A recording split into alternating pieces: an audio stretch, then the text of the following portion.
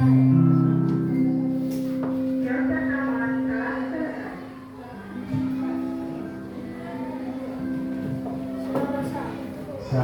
yang kedua menang.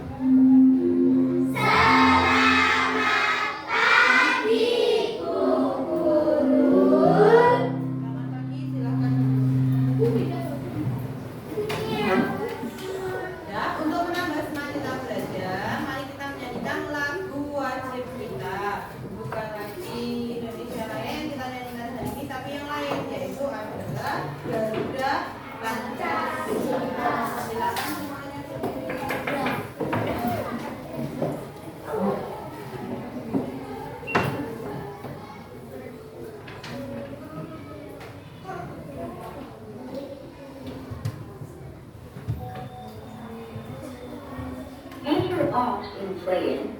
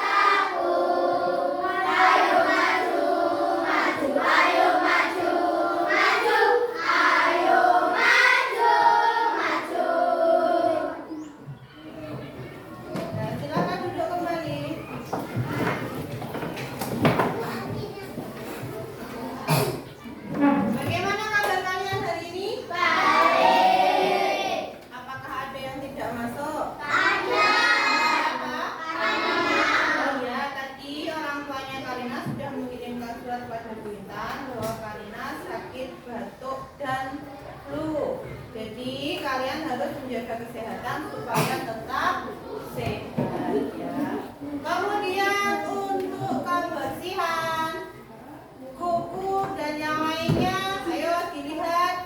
Apakah ada yang kukunya panjang? Siapa yang merasa kukunya panjang? Yang merasa kukunya panjang besok harus sudah dipotongi.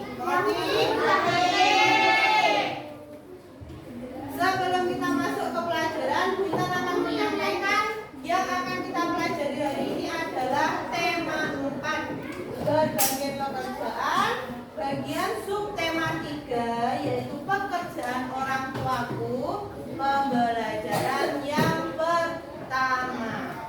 Semua orang tuanya di sini bekerja kan ya?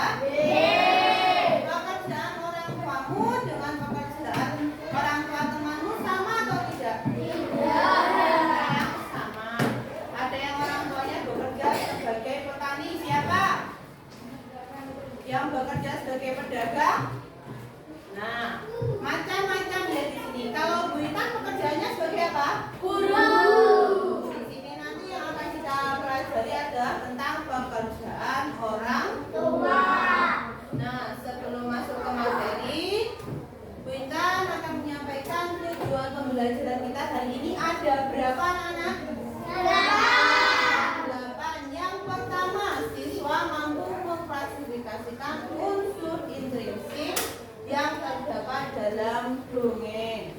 Yang kedua, siswa mampu membuat peta konsep unsur intensi dari dongeng yang sudah kalian pelajari nanti.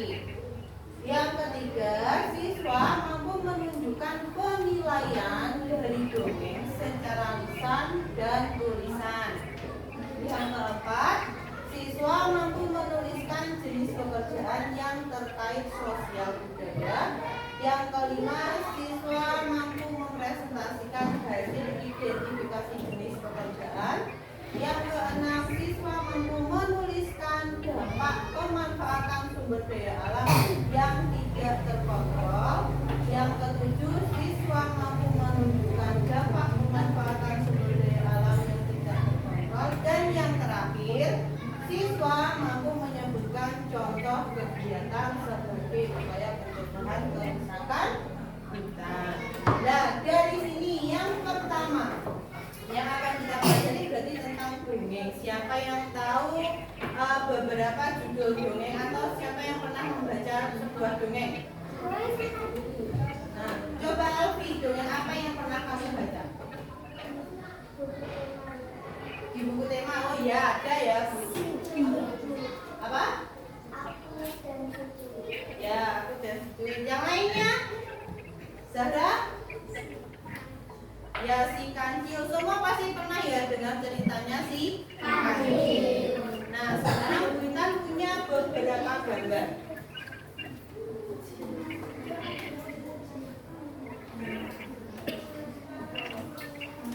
Di sini yang pertama, Bu Intan memiliki gambar apa ini? Gambar tupai. Yang kedua, Bu Intan punya gambar ikan. Kira-kira ikan apa? Kalau ikan kan banyak ya jenisnya. Ikan gabus. Betul, Raka. Ini namanya ikan gabus. Di sini ada gambar. Nah, ini ya. Ada gambar tupai dan ikan gabus. Kira-kira dongeng yang akan kita pelajari ini apa ya judulnya? Ada yang tahu? Nah, betul, tupai dan ikan gabus. Ini dia dongeng yang akan kita pelajari hari ini, yaitu dongeng mengenai tupai dan ikan gabus. Apa tuh dongeng? Ada yang tahu? Sebuah cerita yang bersifat bagaimana? Bersifat baik. Ada, kalau dalam dongeng ada yang kesannya baik, ada yang buruk juga. Dongeng itu adalah apa? Sebuah cerita yang bersifat khayalan.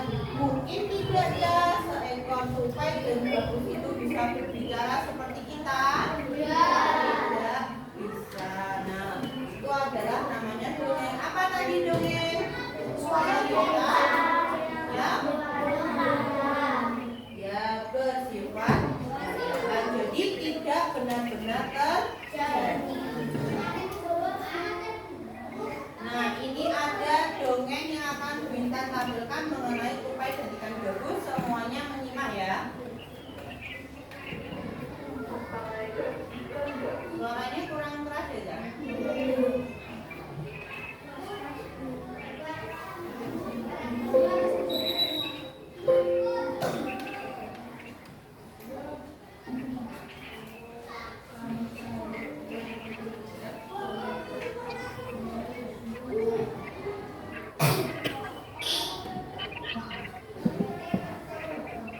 Di sebuah hutan, hiduplah seekor tupai dan ikan gabus. Meskipun berbeda alam, keduanya merupakan sahabat dekat. Tupai yang selalu membantu ikan gabus, begitu pula ikan gabus yang selalu menemani tupai.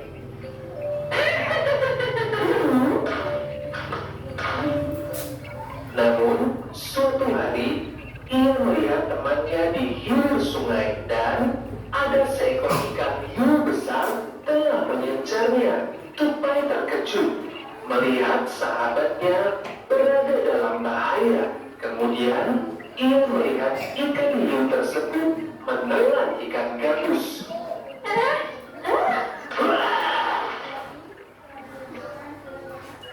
Tupai terkejut. Antara takut dan merasa kehilangan, Tupai kemudian mencari akal untuk menyelamatkan sahabatnya tersebut. Ia menggigiti sebuah kelapa hingga berlubang.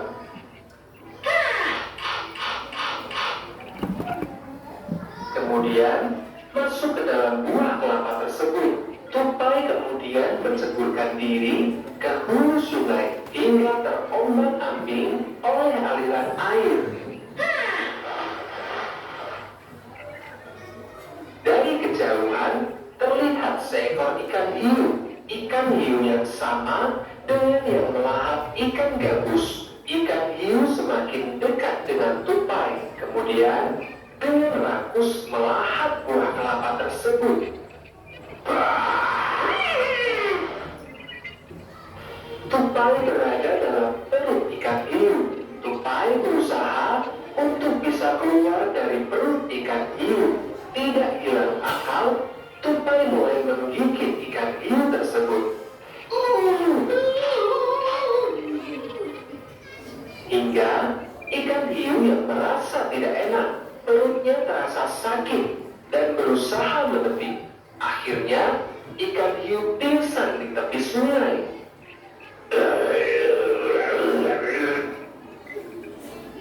Tupai dan ikan gabus keluar dari perut ikan hiu melalui mulut. Keduanya keluar dengan selamat dari mulut ikan hiu. Mereka merasa senang karena bisa selamat.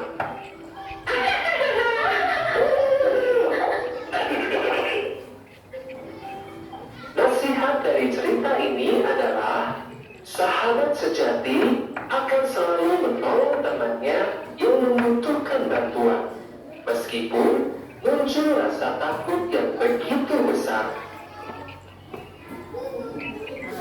Sudah selesai menyimaknya, sekarang Buina ingin bertanya. Dari sini tadi, bagaimana sifat tupai dan ikan gabus? Ya, saling tolong menolong meskipun mereka adalah hewan yang berbeda. Mereka saling tolong menolong karena melihat makhluk lain yang kesusahan. Begitu juga dengan kalian. Kalau melihat teman atau siapa sedang kesusahan, kalian harus membantu. Dan dari dongeng ini yang akan kita pelajari adalah tentang unsur intrinsik. Apa unsur intrinsik itu? Ada yang tahu? Unsur intrinsik itu adalah unsur-unsur yang terdapat dalam sebuah cerita. Nah, ini akan kita pelajari unsur intrinsik cerita mengenai dongeng tupai dan ikan gabus. Unsur intrinsik itu ada berapa? Ada? Nah, ini adalah pengertian dari unsur intrinsik. Adalah unsur-unsur yang terdapat dalam cerita yang mendukung agar cerita lebih menarik. Unsur intrinsik yang pertama adalah tema. Tema itu adalah inti dari sebuah cerita. Kira-kira dari dongeng tadi temanya tentang apa? Ya, tentang persahabatan tupai dan ikan gabus. Yang kedua, tokohnya ada siapa saja? Tupai, ikan gabus dan ikan hiu. Wataknya tupai bagaimana? Baik, suka menolong. Kalau ikan gabus baik juga karena dia apa? Selalu bersama dengan tupai. Kemudian watak yang tokoh terakhir yaitu ikan hiu bagaimana wataknya? Ya, buruk karena apa? Berbuat jahat kepada siapa tadi? Alur itu apa? Alur itu apa? Jalan cerita mulai dari awal sampai akhir. Alur itu ada dua jenis, ada alur maju dan alur mundur. Alur maju itu kalau diceritakan mulai dari awalnya bagaimana sampai akhirnya. Nah, kalau alun mundur itu yang diceritakan adalah bagian belakangnya dulu, baru apa? Depannya. Iya. Kemudian latar. Latar itu ada latar tempat, ada latar suasana dan waktu. Untuk latar tempat tadi di mana tempatnya? Di sungai atau di sebuah hutan. Jadi ada sungai yang di dalam hutan. Kemudian suasananya bagaimana? Bagaimana? Menyenangkan atau menyedihkan atau menegangkan? Menyenangkannya ada, menyedihkannya ada, menegangkannya ada. Bagian mana? Ya, ikan gabus dimakan oleh ikan hiu. Untuk latar waktunya pagi hari, siang hari, atau malam hari. Namanya pagi hari. Nah, untuk amanatnya, amanat itu adalah pesan yang bisa kita ambil setelah kita membaca dongeng tersebut. Kira-kira pesan moralnya apa ya? Sudah disampaikan sama Ibu? Apa? Ya, persahabatan sejati akan selalu tolong menolong. Sampai di sini ada yang ditanyakan? Nah, sebelum masuk ke tugas yang harus kalian kerjakan, kita akan bagi kalian menjadi 4 kelompok. Kelompok 1, Elvi, Karina, Sadam, Satya, sama Alvin. Silakan Dinda. Kelompok 2, Zahra, Vina, Alia, Nabar, sama Alfi.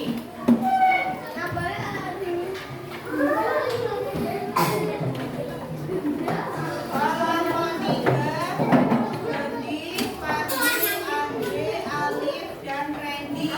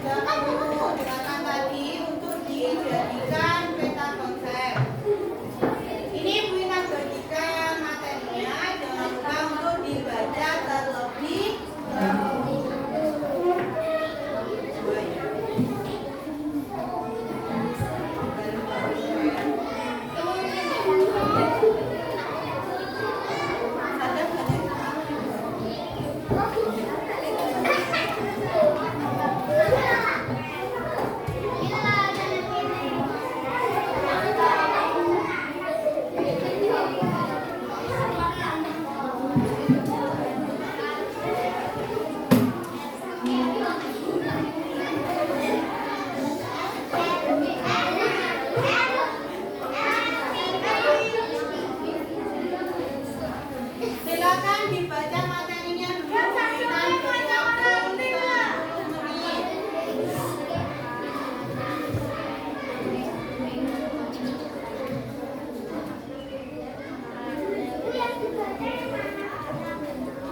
Yang bahasa Indonesia dulu.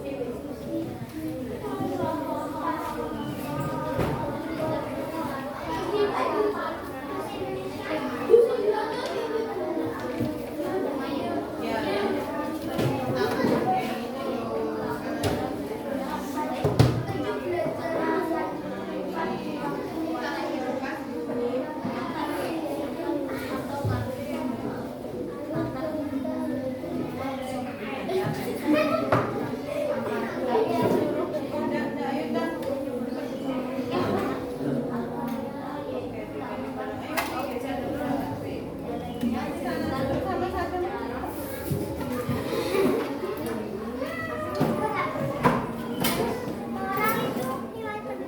Ya.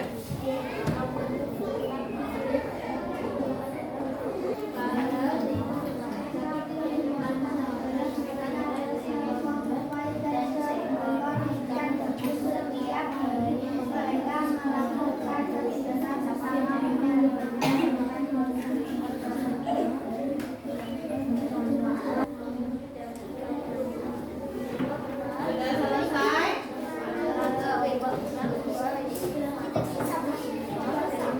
Kalau sudah selesai, perhatikan ke papan tulis. Setelah membaca dan mendengarkan dongeng, tugas kalian nanti secara berkelompok adalah ini ya. Seperti ini, apa namanya? Peta konsep, seperti yang kita pelajari sebelumnya. Peta konsep mengenai unsur intrinsik dongeng tupai dan ikan gabus. Jadi nanti kalian menuliskan judulnya, tokoh, sifat tokohnya bagaimana. Nanti ditulisi aja tupai sifatnya bagaimana. Kalau tidak cukup bagaimana Bu? Boleh sampai keluar ke lingkarannya boleh. Kemudian tempatnya gimana, awal ceritanya bagaimana, akhir ceritanya bagaimana, dan pesan moralnya apa. Awal cerita tadi bisa dibaca di dongeng yang Intan bagikan tadi.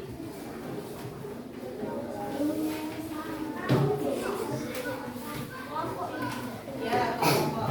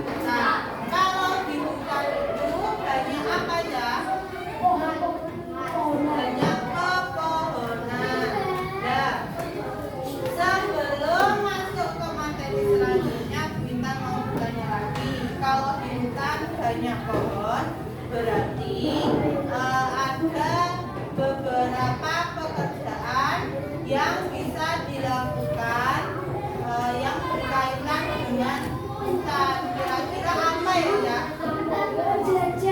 Ya, ada yang menjajah. Apa saja?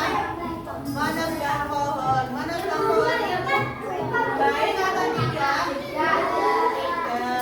Nah, sekarang Bu Intan akan menunjukkan beberapa gambar mengenai pekerjaan.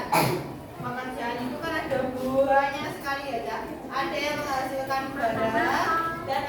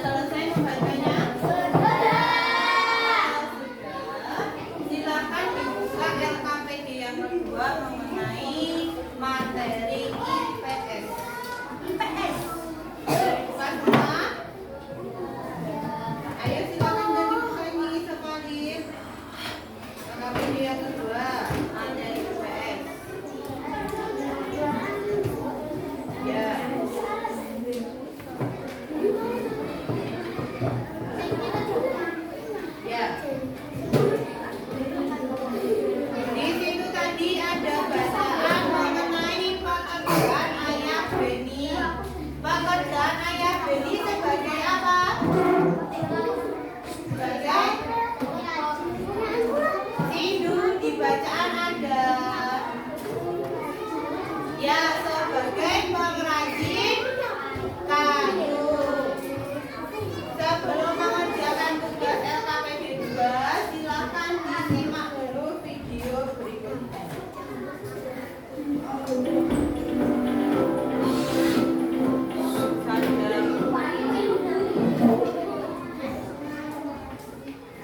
Di video kali ini, kita kembali belajar di kelas 4, tema 4, subtema 3, pembelajaran pertama.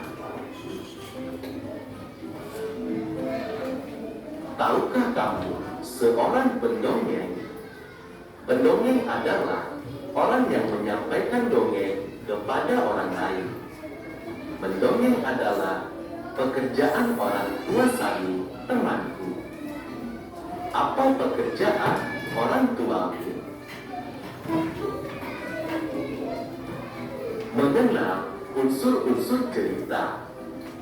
Dongeng adalah jenis cerita khayal yang sering kali terdengar tidak masuk akal. Cerita dalam dongeng tidak pernah terjadi. Di dalam cerita dongeng terdapat unsur-unsur cerita. Unsur-unsur cerita tersebut yaitu tema, tokoh, watak, latar, alur, dan amanah. Tema adalah ide pokok atau gagasan yang menjiwai keseluruhan cerita. Tokoh adalah pelaku cerita. Watak adalah sifat-sifat tokoh. Alur adalah rangkaian peristiwa dan konflik dalam suatu dongeng. Latar adalah keterangan tempat, waktu, dan suasana yang diceritakan dalam cerita. Amanah adalah pesan yang ingin disampaikan pengarang kepada pembaca. Ayo simaklah dongeng berikut. Tupai dan ikan gabus. Dahulu kala, hiduplah sepasang sahabat di daerah Kalimantan Barat. Mereka adalah seekor tupai dan seekor ikan gabus. Setiap hari, mereka melakukan kegiatan bersama, mencari makan, bermain, bahkan mengunjungi tempat-tempat baru selalu dilakukan bersama. Suatu hari, tupai tidak melihat gabus, sahabatnya. Ia mencari ke tempat biasa gabus tinggal. Saat bertemu, tupai sangat kaget. Gabus terlihat lesu. Ternyata ia sedang sakit. Tupai sangat sedih. Ia menawarkan makanan untuk sahabatnya. Namun, gabus tidak berselera makan. Gabus hanya menginginkan satu jenis makanan yang diyakininya dapat menyembuhkan penyakitnya. Tupai berjanji akan mencari demi sahabatnya. Setelah gabus mengatakan makanan yang dapat menyembuhkan penyakitnya, tupai sangat kaget. Ia harus mencari hati ikan hiu. Ikan hiu sangat ganas. Tidak terpikir olehnya ia bisa mendapatkannya. Namun, tupai bertekad untuk mendapatkannya. Ia ingin sahabatnya sembuh. Tupai kemudian melompat dari satu pohon kelapa ke pohon kelapa lainnya yang dekat dengan tepi pantai. Saat menemukannya, ia melubangi satu kelapa dan membiarkan airnya habis. Kemudian, sang tupai masuk ke dalam kelapa.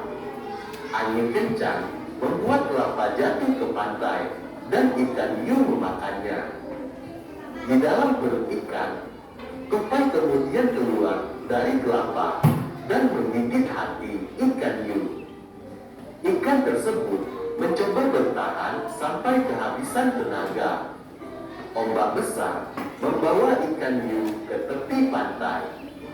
Saat itulah tupai keluar dari mulut ikan ikan hiu dan membawa hati ikan kepada sahabatnya.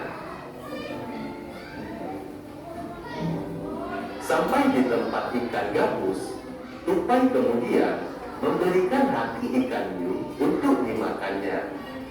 Beberapa hari kemudian, tupai melihat sahabatnya segar kembali. Betapa senangnya tupai melihat ikan gabus sehat seperti sedia kala. Berikut merupakan unsur-unsur cerita dalam dongeng tersebut. Judul dongeng yaitu Ikan Gabus dan Tupai. Tokoh yang ada dalam cerita ikan gabus, tupai, dan ikan hiu. Sifat para tokoh: ikan gabus mempunyai sifat setia, suka bersahabat.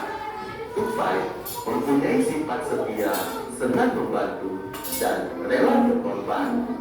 Ikan hiu mempunyai sifat ganas. Tempat terjadinya peristiwa yaitu telaga di daerah Kalimantan Barat. Awal cerita, ikan gabus dan tupai bersahabat. Akhir cerita dongeng, tupai membantu ikan gabus. Pesan moral dalam dongeng tersebut, kita harus memiliki sikap setia terhadap sahabat. Selain itu, sesama sahabat, kita juga harus tolong-menolong dan rela berkorban. Pendapat pribadi tentang cerita dalam dongeng. Setelah membaca dongeng, kita dapat memberikan pendapat tentang isi dongeng tersebut. Perhatikan setiap kalimat dalam teks dongeng untuk memahami isinya. Berikanlah pendapat dengan alasan yang logis. Saat memberikan pendapat, tulislah tema dan alur cerita sesuai dengan teks dongeng. Berikut contoh memberikan pendapat dari cerita dongeng Tupai dan Ikan Gabus. Menurut saya, dongeng tersebut menceritakan persahabatan ikan gabus dan tupai. Mereka saling setia dan saling membantu jika ada yang mengalami kesulitan. Mereka juga hidup damai dan hidup bahagia. Menentukan hal-hal baik dari teks dongeng. Di dalam dongeng, kita bisa menentukan hal-hal baik yang bisa kita contoh. Hal-hal baik dalam dongeng biasanya berisi nasihat atau perbuatan terpuji yang dilakukan tokoh. Berikut hal-hal baik dalam cerita Tupai dan Ikan Gabus. Pertama, setia terhadap sahabat. Kedua, saling membantu dengan sahabat. Dan yang ketiga, rela berkorban. Dayu mempunyai teman yang bernama Benny. Pekerjaan ayah adalah pengrajin kayu. Mau tahu apa saja yang dilakukannya? Pengrajin kayu merupakan salah satu jenis pekerjaan yang menghasilkan barang. Pekerjaan ini mengolah bahan setengah jadi menjadi barang jadi. Contoh hasil produksi dari pengrajin kayu adalah kursi dan meja. Untuk mengolah kayu menjadi meja, pengrajin kayu melakukan beberapa proses berikut. Pertama, memotong kayu sesuai ukuran. Kedua, menghaluskan permukaan kayu. Ketiga, melubangi ujung-ujung potongan kayu. Keempat, menyatukan potongan kayu menjadi meja. Kelima, menghaluskan permukaan meja. Dan yang keenam, mengecat meja dengan pelipur atau cat kayu. Selain kerajinan dari kayu, Masih banyak jenis kerajinan lain yang dapat kita temukan di sekitar kita. Ayo perhatikanlah tabel berikut.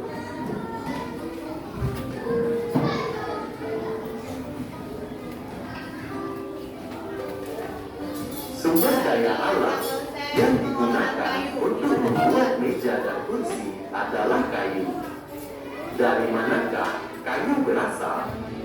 Apakah kayu tersebut dapat diperbarui?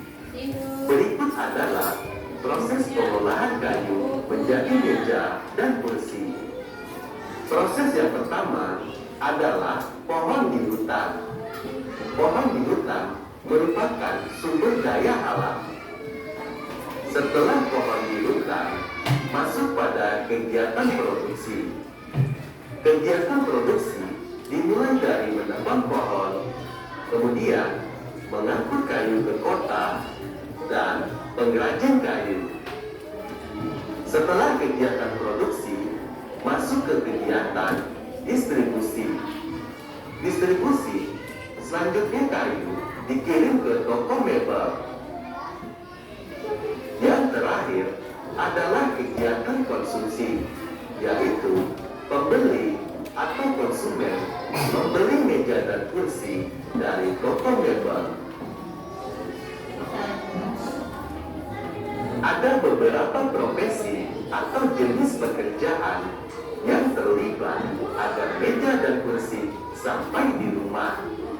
Profesi tersebut yaitu penebang pohon, buruh angkat kayu, supir truk, pedagang kayu, penggergaji kayu, pengrajin kayu, dan pedagang meja dan kursi. Ternyata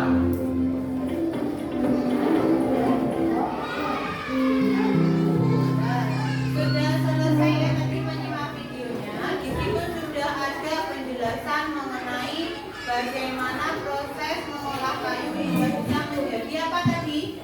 Meja dan kursi. Sekarang tugasmu mengerjakan LKPD yang kedua bersama dengan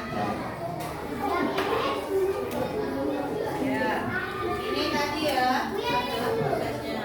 Ya, yang materi IPS.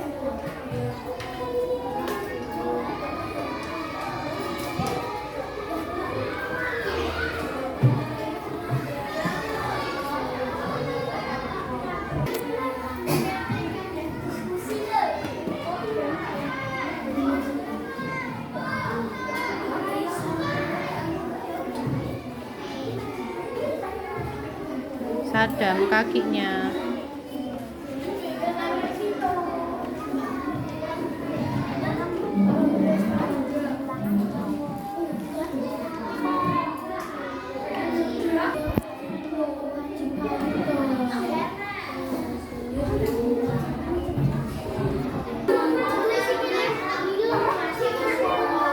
Untuk yang KPD kedua sudah selesai.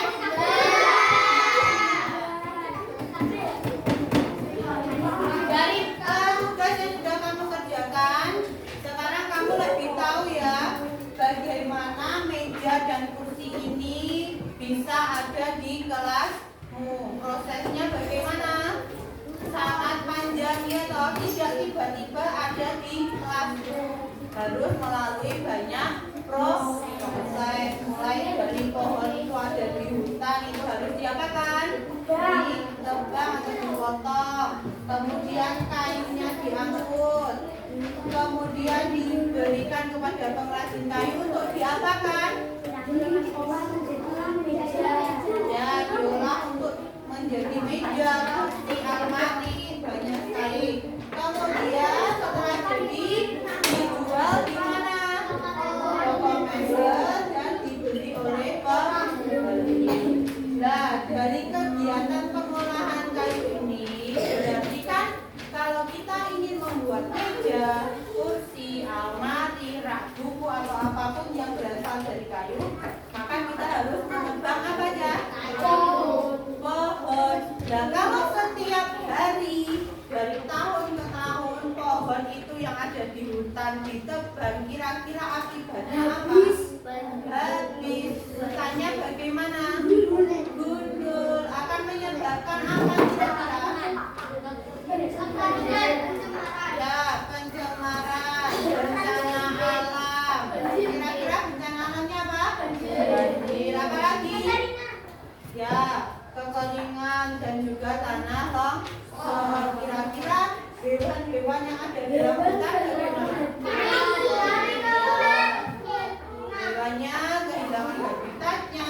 ada yang mati atau punah dan juga bisa masuk ke kampung. Jadi kita harus bisa menggunakan segala hal yang terbuat dari kayu secara bijak supaya pohon-pohon di hutan tidak banyak yang ditebang. Nah, ini gambarnya ya. Ini adalah apa? Sekarang ini bumi yang digambarkan dengan warna hijau itu adalah menunjukkan gambar apa? Hutan atau tanaman. Dan semakin banyak pohon yang dipotong untuk membuat meja, kursi, untuk pembangunan apapun, maka akan bentuknya seperti ini, bisa menyebabkan kebakaran. Kemudian ini ada hewan ini kehilangan tempat tinggal. Terus ini ada hewan yang mati ya. Jadi kita tidak boleh menebang pohon sembarangan. Kalau kita memotong pohon, kita juga harus menanam kembali pohon. Kita menebang satu pohon, kita harus menanam satu pohon. Penghijauan kembali disebut apa? Reboisasi. Jadi kalau kita setelah memotong atau menebang pohon, kita harus kembali menanami hutan dengan pohon. Nah, perhatikan gambar di bawah ini. Ini adalah penampakan hutan di Pulau Kalimantan. Karena kalau di Kalimantan itu hutannya sangat banyak. Dari tahun 1950 warna hijaunya bagaimana? Masih banyak nih. Perhatikan penampakan hutan di Kalimantan pada gambar di bawah ini. Warna hijau menunjukkan adanya pohon. Dan warna putih menunjukkan hutan yang gundul. Tahun ini putihnya masih sedikit. Tahun 1985 sudah mulai merembet ya Cah ya. Tahun 2000 semakin banyak lagi. 2005 semakin banyak warna putihnya. 2010 semakin banyak. 2020 bahkan semakin banyak. Coba sekarang dari gambar ini kamu buka LKPD yang ketiga. Di situ ada petunjuk untuk kamu memperkirakan gambar Pulau Kalimantan ini pada keadaan hutannya di tahun 2030. Nah, kalau 2020 aja sudah seperti ini, kira-kira 2030 warna hijaunya semakin banyak atau sedikit? Semakin sedikit. Yang makin banyak warna apa? Putih. Nah, sebelum mengerjakan, kita simak dulu video ini supaya kamu tahu selain kita menebang pohon untuk keperluan sehari-hari, kita juga perlu apa? Mengetahui upaya pelestarian hutan. Ya, kering seperti itu ya, diperhatikan.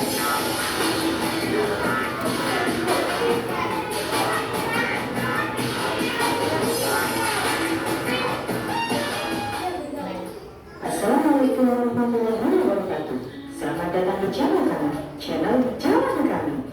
Penting saya ingatkan terlebih dahulu sebelum masuk ke video ini. Bagi yang belum subscribe, silakan klik tombol subscribe yang ada di bawah video ini. Dan jangan lupa untuk menyalakan lonceng notifikasinya agar kita bisa terus berbagi konten menarik dari Jalan Kami Channel.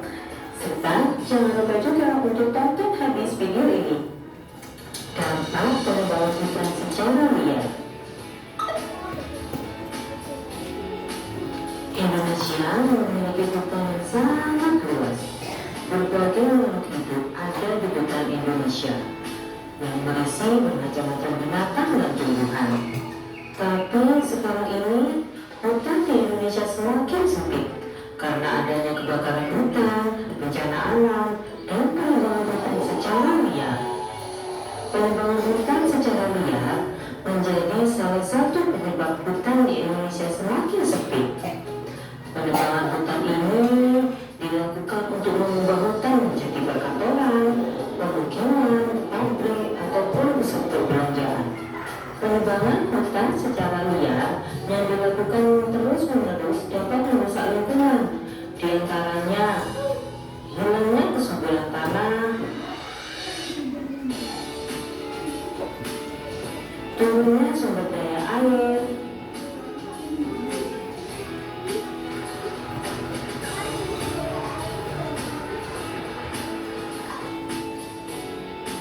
menyebabkan pemanasan global,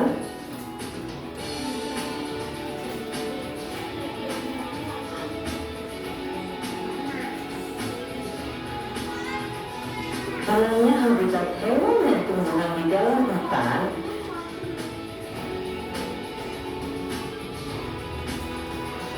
dan menyebabkan bencana alam seperti banjir dan tanah longsor.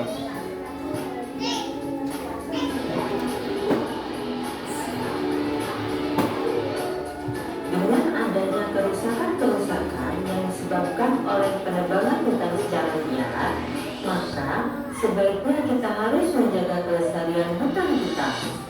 Berikut ini beberapa cara yang harus kita lakukan agar kelestarian hutan kita dapat terjaga.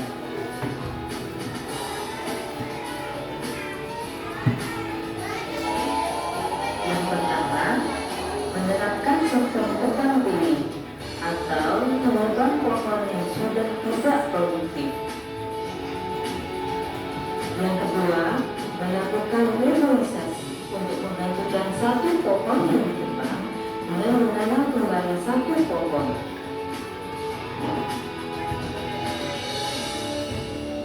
Yang ketiga, menggunakan hasil hutan secara bijaksana dan tidak berlebihan. Serta yang keempat, tidak menebang pohon secara sembarangan dan semena-mena. Mari teman-teman, kita jaga hutan kita agar tidak ada lagi hutan yang rusak akibat penebangan hutan secara liar.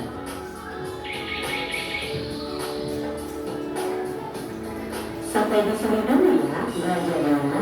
Sampai jumpa di video pembelajaran selanjutnya. Nah, dari video ini tadi kalian sudah mengetahui ya dampak penebangan hutan tadi apa saja? Apa? Terjadinya pemanasan global, jadi udara itu semakin panas. Kemudian apa lagi? Ya, terjadi bencana alam, banjir dan tanah longsor, betul Raka. Hilangnya habitat hewan, apalagi? Benar, videonya apa? Ya, turunnya sumber daya air. Jadi air semakin habis. Apakah kalian mau? Nah, kalau airnya habis, kalian tidak bisa apa? Ya, kering. Jadinya kalau butuh air kita harus beli. Kemudian upaya pelestarian hutan tadi apa saja?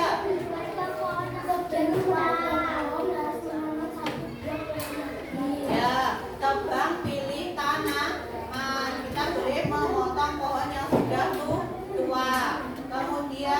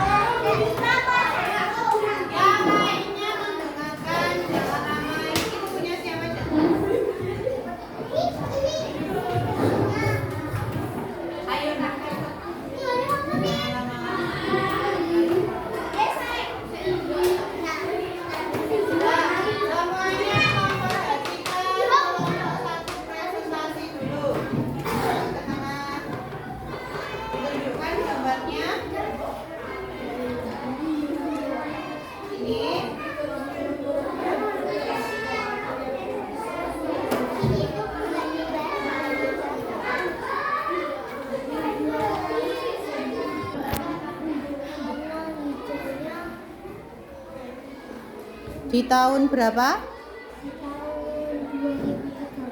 Warna hijaunya bagaimana? Semakin? Ya, kemudian warna putihnya? Mengapa kok bisa terjadi seperti itu? Ya, bagaimana Ca? Sudah betul apa belum? Sudah. Tepuk tangan untuk kelompok 1. Lanjut kelompok 2. Silahkan duduk kelompok 1. Ya, kelompok 2.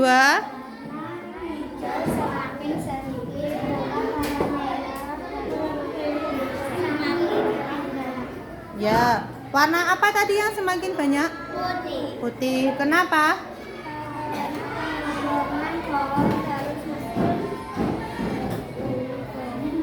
Ya, jadi yang semakin banyak warna putihnya ya. Ya, terima kasih kelompok 2. Tepuk tangan untuk kelompok 2. Lanjut kelompok 3. Kelompok 3 silahkan. Ditunjukkan ke temannya. Warna hijaunya bagaimana? Ya. Sedangkan warna putih semakin banyak. Karena penebangan pohon secara merata. Ya, jadi penebangan pohon itu baik atau tidak? Tidak baik karena dapat merusak apa? Bu? Nah, terima kasih kelompok 3. Tepuk tangan untuk kelompok 3. Lanjut kelompok 4. Yuk. Di daerah Kalimantan terdapat beberapa hutan yang gundul dikarenakan penebangan pohon terus-menerus di hutan. Akan sebab itu pohon menjadi habis. Warna hijaunya semakin sedikit dan putihnya semakin membanyak dikarenakan banyaknya pohon yang ditebang. Itu prediksi di tahun berapa, Raka? Di tahun 2030. Ya. Sangat baik presentasi kelompok 4. Tepuk tangan untuk kelompok 4. Silahkan duduk.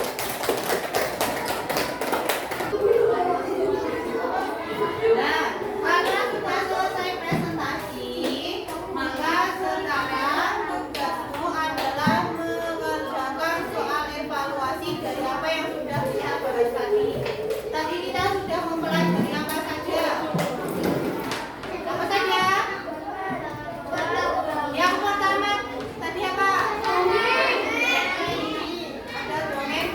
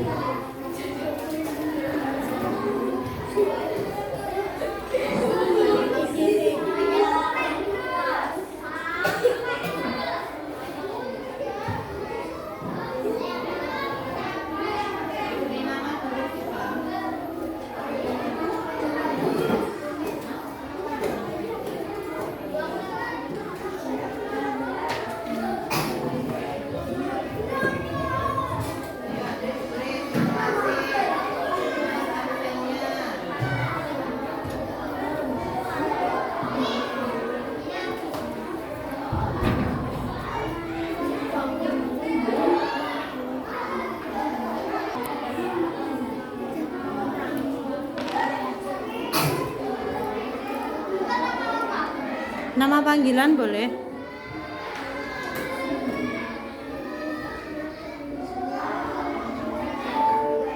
Waktu yang kami bisa lalui. Kedua,